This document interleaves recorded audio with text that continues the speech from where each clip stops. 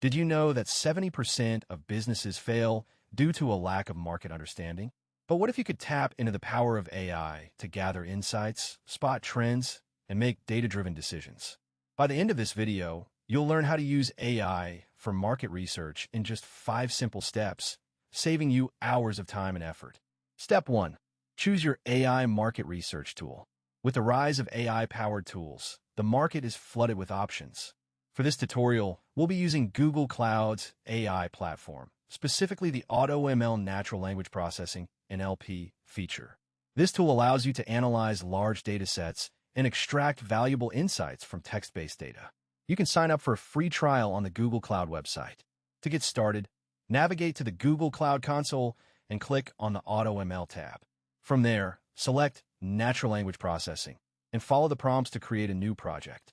Give your project a name, such as Market Research Insights.